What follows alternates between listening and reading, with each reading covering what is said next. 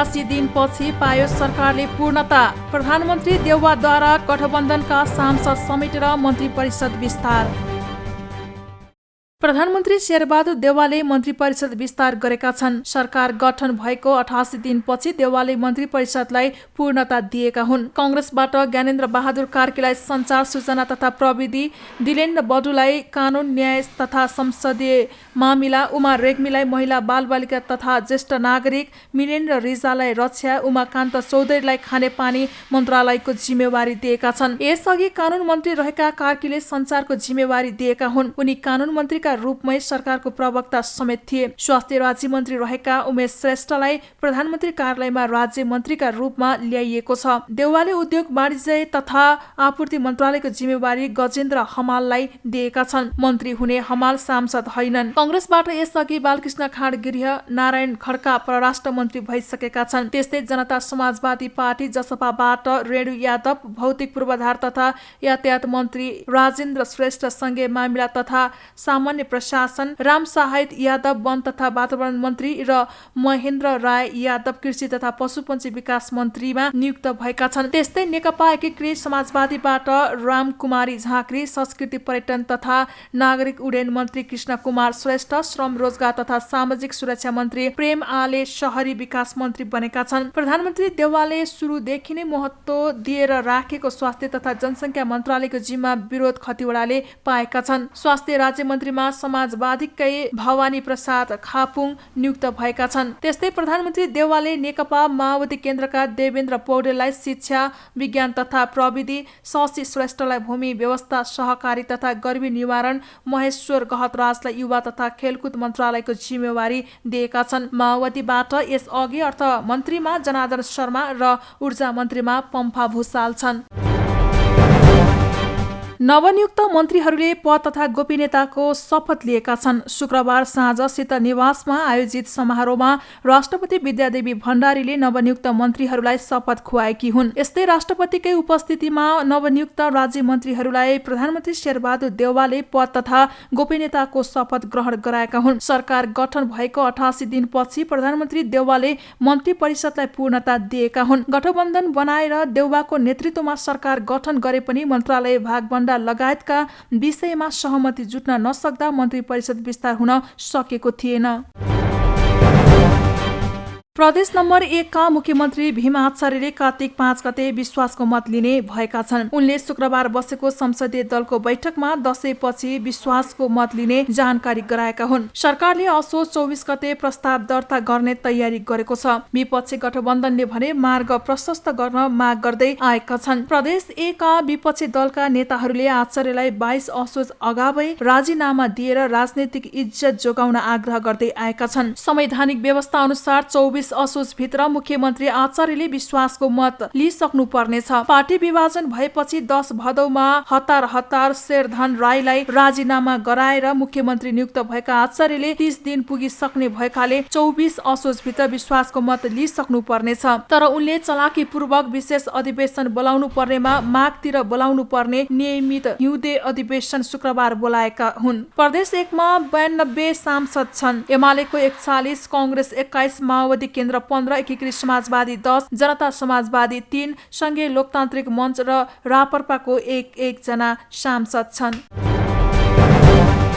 प्रधान न्यायाधीश चोलेन्द्र शमशेर जवराका जेठान ज्ञानेन्द्र बहादुर हमाल पनि प्रधानमन्त्री शेरबहादुर देउवा नेतृत्वको सरकारमा अटाएका छन्। हमाल उद्योग वाणिज्य तथा आपूर्ति मन्त्री बनेका हुन्। प्रधान न्यायाधीश जवरा र बाँकेका कांग्रेस नेता हमाल बीच पारिवारिक सम्बन्ध छ। हमाल गैर सांसद हुन्। संवैधानिक व्यवस्था अनुसार गैर सांसद 6 महिना मन्त्री बन्न पाउने व्यवस्था गरेको छ। संविधानको धारा 78 मा संघीय संसदको सदस्य नभएको व्यक्ति 1 धारा 76 को उपधारा 9 मा जुन सुकै कुरा लेखिएको भए तापनि प्रधानमन्त्रीको सिफारिसमा संघीय संसदको सदस्य नभएको कुनै व्यक्तिलाई मन्त्री पदमा नियुक्त गर्न सक्ने व्यवस्था छ। त्यसरी नियुक्त भएको व्यक्तिले 6 महिना भित्र संघीय संसदको सदस्य बन्न नसके स्वत पद मुक्त हुने व्यवस्था गरेको छ। देउवाले मन्त्री बनाएका हमाल कांग्रेसका जिल्ला स्तरीय नेता हुन्। 2040 सालमा राजा रानीको तस्बिर च्यातेपछि चर्चामा आएका हमाल कांग्रेसका तत्कालीन सभापति सुशील कोइरालासँग मतभेद पछि देउवा पक्ष अध्यक्ष उभिएका थिए। कांग्रेस विभाजनपछि प्रजातान्त्रिक कांग्रेसको जिल्ला सभापति बनेका हमाल 2064 को संविधान सभा निर्वाचनमा पराजित भएका थिए।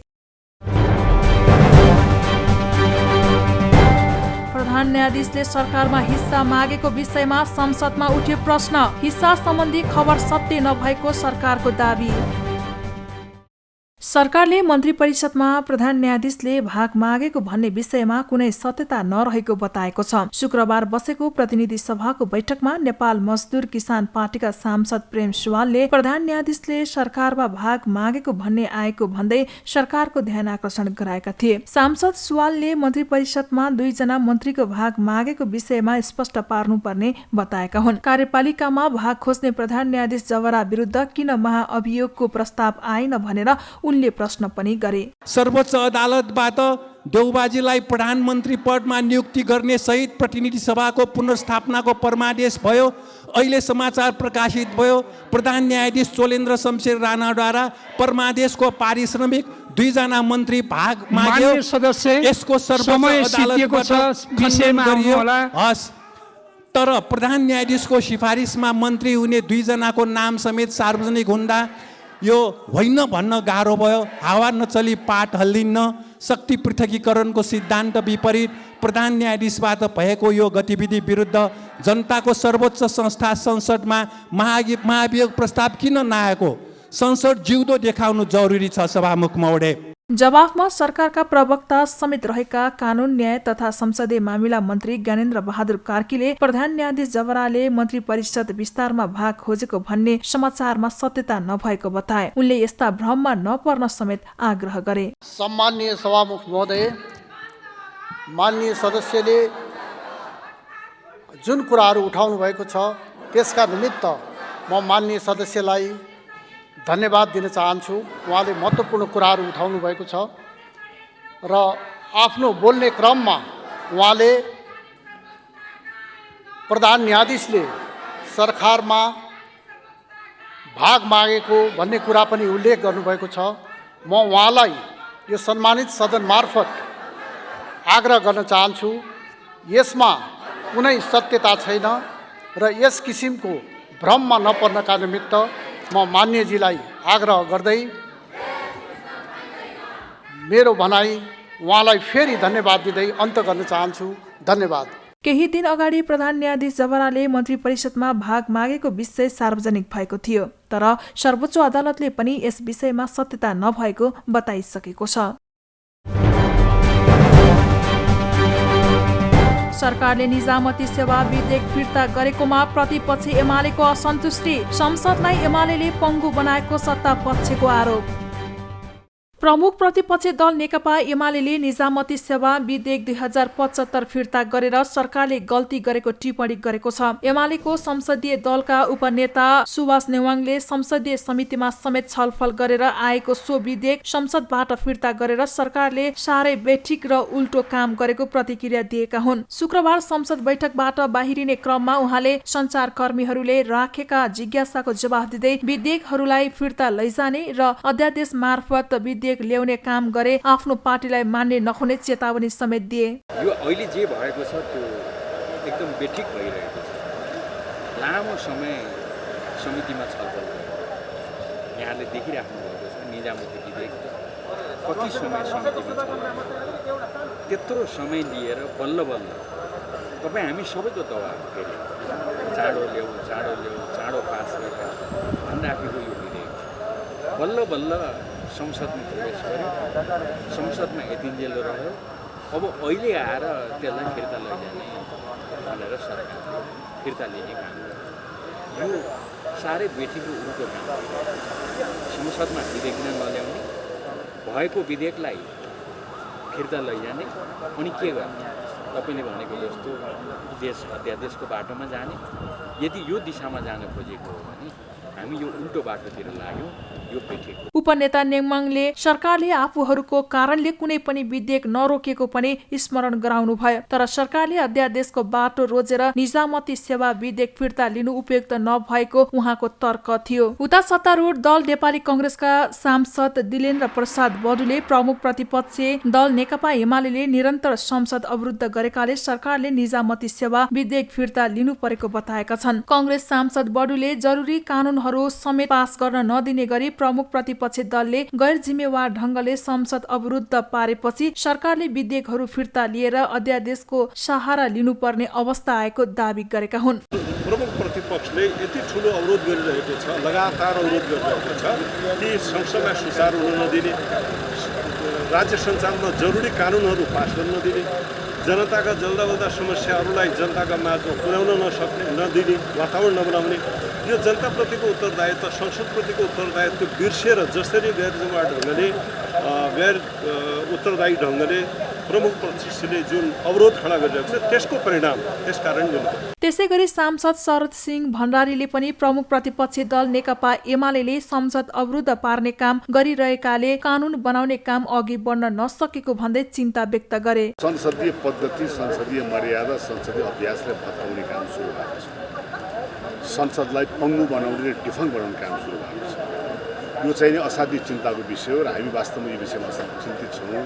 किन भन्नु चाहिँ जो संसद भनेकै विधान बनाउने अथवा चाहिँ कानुन बनाउने ठाउँ र यति चाहिँ नि मुलुकमा अहिले भनौँ न त्यहाँ चाहिँ तपाईँको चाहिँ चाहे त्यो सामाजिक क्षेत्र होस्, आर्थिक क्षेत्र होस्, राजनीतिक क्षेत्र होस्, पद्धतिका कुरा हुन्, सबै विषय चाहिँ त्यहाँ के छ भने कानुन नभएको हुनाले चाहिँ त्यहाँ अराजकता र चाहिँ नि जुन किसिमको चाहिँ अराजकता र अनुकूलको अवस्था सिर्जना भएको त्यसलाई चिर्न भनेर आएका अध्यादेशहरू जो छ नि त्यसलाई चाहिँ प्रतिस्थापन गरेर त्यहाँ संसदबाट पास गर्नुको सत्ता जुन फिर्ता लिइराखेको छ यसले मुलुकलाई चाहिँ अधोगतितर्फ लैरहेको छ। सांसद भण्डारीले संसदीय पद्धति, संसदीय मर्यादा र संसदीय अभ्यास विपरीत प्रमुख प्रतिपक्षी दल नेकपा एमाले संसदलाई पङ्गु बनाउने काम गरिरहेको आरोप समेत लगाए। त्यस्तै प्रतिनिधि सभा सदस्य तथा राज्य व्यवस्था तथा सुशासन समिति सभापति शशि श्रेष्ठले सरकारले निजामती सेवा विधेयक 2075 संसदबाट फिर्ता गरेकोमा असन्तुष्टि व्यक्त गरेकी छिन्। सरकारले ल्याएको विधेयक हाम्रो नेपालमा ल्याउने चलन चाहिँ के छ भने सरकारले लिएर आउने चलन छ। आफूले ल्याएको चिज आफूले फिर्ता लान पाउने एउटा अधिकार राख्छ होला, त्यो आफ्नो ठाउँमा भयो। तर मुख्य कुरो के हो भन्दाखेरि जुन विधेयक जुन उद्देश्यका साथ ल्याइएको हुन्छ त्यो ल्याइएका चाहिँ विधेयकहरूलाई त्यही चाहिँ जुन उद्देश्यका साथ ल्याइन्छ त्यही अनुरूप तदारुकताका साथ पास गर्नतर्फ लाग्नुपर्ने हुन्छ। त्यसमा कति गृह कार्य गरेर ल्यायो, कति सरोकारवालाहरूसँग छलफल गरेर ल्यायो, त्यसमा कति पुग कति अपुग आफ्नो ठाउँमा छ। मेरा आफ्ना विचारहरू छन्। विधेयक मेरो आफ्नो विचार भन्ने हो भने कुनै पनि विधेयक भोलि चाहियो आज ल्याउने होइन, अथवा आज ल्याए आजै पास गर्ने भन्ने होइन।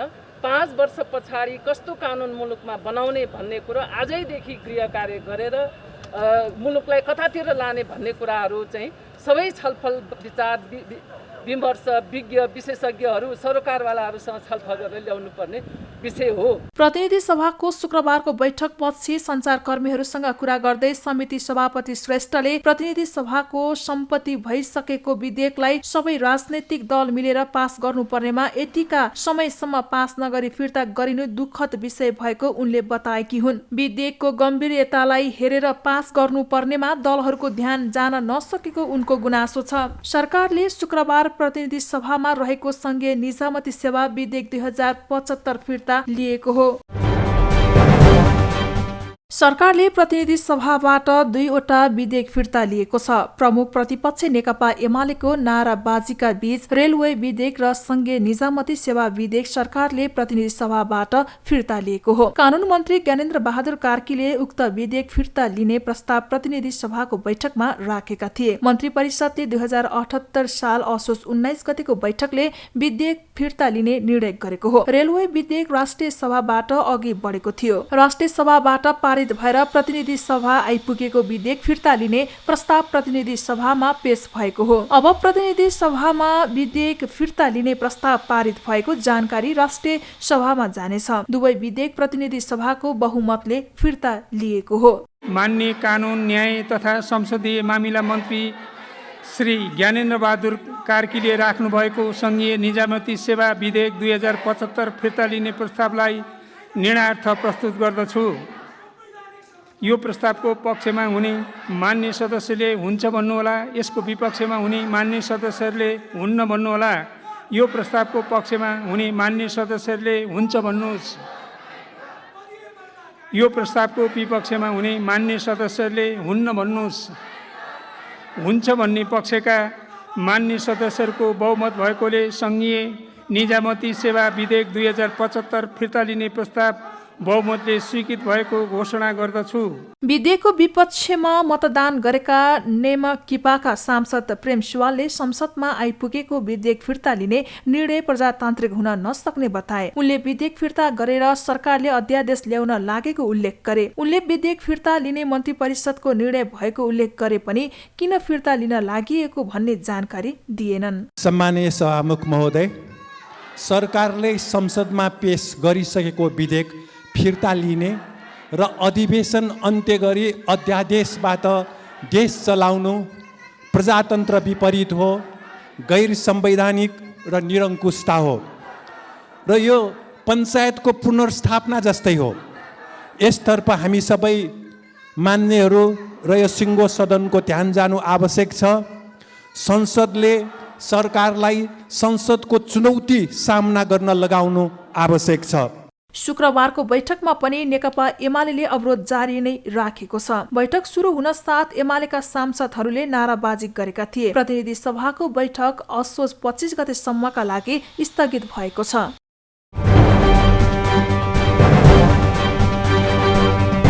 %32 नेपालीले कोरोना भाइरस विरुद्धको खोपको पूर्ण मात्रा लगाए। उपत्यकामा लक्षित मध्ये 81%ले खोप लगाए। 32% नेपालीले कोरोना भाइरस विरुद्धको खोपको पूर्ण मात्रा लगाएका छन्। स्वास्थ्य तथा जनसङ्ख्या मन्त्रालयका अनुसार 21 असोजसम्ममा 69,62,164 जनाले खोप लगाएका हुन्। सरकारले 2,17,56,763 जनालाई खोप लगाउने लक्ष्य राखेको छ। यस्तै लक्षित जनसङ्ख्याको 40% अर्थात् 87,02,705 जनाले पहिलो मात्रा खोप लगाएको मन्त्रालयले जनाएको छ। काठमाडौँ उपत्यकामा 74% पूर्ण मात्रा खोप लगाएका छन्। 21,29,773 लक्षित जनसङ्ख्या मध्ये 74% अर्थात् 15,79,897 जनाले पहिलो खोप लगाएका छन्। लक्षित जनसङ्ख्याको 81% अर्थात् 17,45,570 जनाले पहिलो मात्रा लगाएका छन्। काठमाडौँ महानगरपालिकाले शुक्रबारदेखि भेरोसेल खोपको पहिलो मात्रा दिन सुरु गरेको छ। खोप लगाउन छुटेका 18 वर्ष माथिका व्यक्तिले अनलाइन दर्ता कोड लिएर खोप केन्द्रमा गई खोप लगाउन सक्ने महानगरपालिकाले जनाएको छ। काठमाडौँ महानगरपालिकाले दशैं लगायतका चाडपर्व लक्षित कोभिड विरुद्धको खोप कार्यक्रम सुरु गरेको छ। काठमाडौँ महानगरपालिका स्वास्थ्य विभागका विभागीय प्रमुख हरि कुवरले दशैं लगायतका चाडपर्वलाई लक्षित गरेर 18 वर्ष माथिका सबै उमेर समूहका नागरिकहरूलाई कोभिड-19 विरुद्धको भेरोसेल खोप लगाउने कार्यक्रम शुक्रबारबाट सुरु गरिएको जानकारी गराएका हुन्। 3 दिनसम्म चल्ने यो खोप महानगरपालिका अन्तर्गतको 32 वटा ओडाको 34 स्थानबाट लगाउन पाउने व्यवस्था गरिएको छ। चाडपर्वका कारण भीडभाड हुने र कोभिड-19 को पनि जोखिम बढ्ने भएकाले त्यसलाई मध्यनजर राखेर सो खोप कार्यक्रम सञ्चालनमा ल्याइएको काठमाडौँ महानगरपालिकाले जनाएको छ। महानगरपालिकाका स्वास्थ्य विभागका विभागीय प्रमुख कुवरले तत्कालका लागि 70,000 खोप जिल्ला जनस्वास्थ्य कार्यालयबाट व्यवस्था गरिएको र त्यसले नपुगे थप खोपको व्यवस्था पनि हुने बताए। महानगरपालिका क्षेत्रभित्र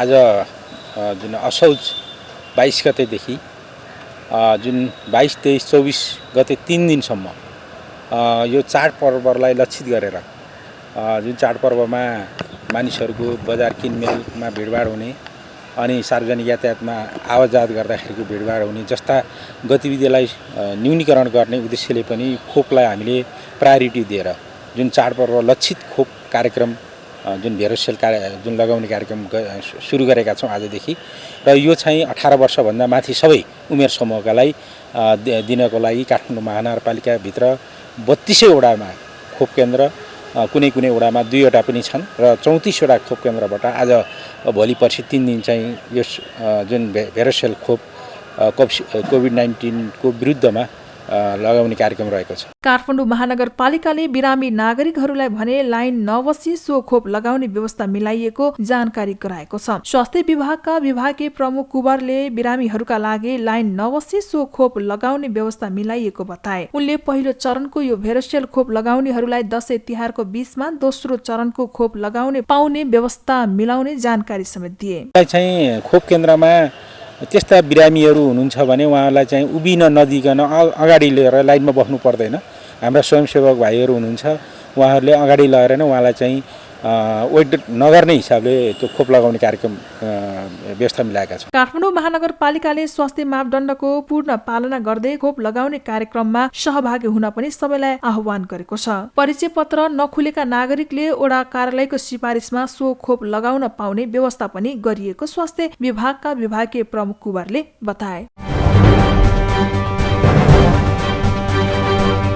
बाँकेका घरेलु हिंसा पीडित नेपालगञ्जदेखि काठमाडौँ पैदल हिँडेर धरनामा, माग पूरा नभएसम्म धरना जारी रहने।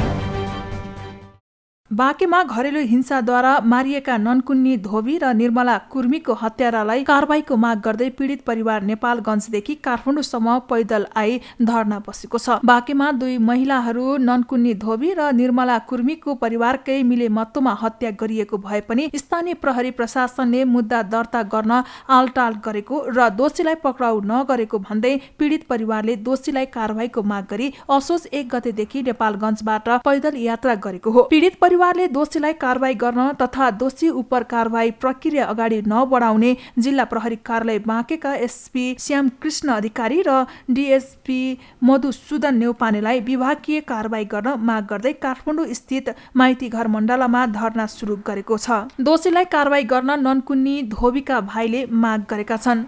लेके जाओ यात्रा जाहिरी दर्ता करवावे, बाद में उन लोगों भगाए देते रहे, गेट बाहर से हाथ पकड़ के भगा देते रहे, जाहिरी फेंक देते रहे और सीढ़ियों के आगे 19 दिन धरना भी रखा गया, वहाँ भी नहीं सुनी सीढ़ियों साहब। बाद में हम लोगों काठमाडौँ पैदल यात्रा 1 गते से। बाँके प्रहरी प्रशासनले हत्या भएको व्यक्तिलाई आत्महत्या गरेको भन्ने झुटो रिपोर्ट बनाएको र मुद्दा दर्ता गर्न जाने पीडित तथा महिला अधिकार कर्मीलाई दुर्व्यवहार गरेको राष्ट्रिय महिला अधिकार मञ्चकी केन्द्रीय सदस्य सकिना तेलीले बताइन्। स्थानीय प्रशासनले दोषीलाई कारबाही गर्न आलटाल गरेको तथा पीडितको कुरा नसुनेका कारण पैदल यात्रा हुँदै काठमाडौँसम्म आएर न्याय माग्नु परेको उनले बताए। साउन 5 गते मारिएको छ ननकुन्नी धोबी। उहाँको मुद्दा दर्ता नभएको कारणले हामी जिल्ला प्रहरी कार्यालयमा त्यो मुद्दा दर्ता गराउन गएको बेला त्यहाँको खुदै यहाँ ननकुन्नी धोबीको आफन्त र महिला अधिकार मञ्चका अधिकार महिला अधिकार कर्मीहरूलाई त्यहाँका बाँके जिल्ला प्रहरी कार्यालयका एसपी श्यामकृष्ण अधिकारी तथा डीएसपी मधुसूदन नेउपानेले उहाँको अभद्र व्यवहार मैले जिल्ला प्रहरी कार्यालयको प्राङ्गणमा नै पुरा बोलाएर तपाईँहरू आउनु पर्दैन, एकदम झगडा गर्ने जस्तो गरेर तपाईँहरू आउनु पर्दैन, तपाईँहरू किन आउनुभएको, आउने होइन अनि तपाईँहरू आउनु पर्दैन, तपाईँहरू महिला प्रहरी लगाएर नै अधिकार कर्मीलाई पुरा हात समातेर बाहिर गेटभन्दा बाहिर गराएर तपाईँहरू यहाँ आउनु पर्दैन, कराए तपाईँहरू यहाँ आउनु पर्दैन, तपाईँहरूलाई के गर्नुपर्छ म आफै गर्छु, के मुद्दामा फसाउनु पर्छ त्यो गर्छु भनेर महिला अधिकारहरूलाई नै पुरा अभद्र व्यवहार गर्नुभएको छ। पीडित परिवारले आफूहरूको माग पूरा नभएसम्म धरना जारी राख्ने बताएका छन्। नोबेल शान्ति पुरस्कार पत्रकार मारिया रेसा र डिमित्री मुरातोभलाई अभिव्यक्ति स्वतन्त्रताको रक्षाको काम गरेकोमा पुरस्कृत।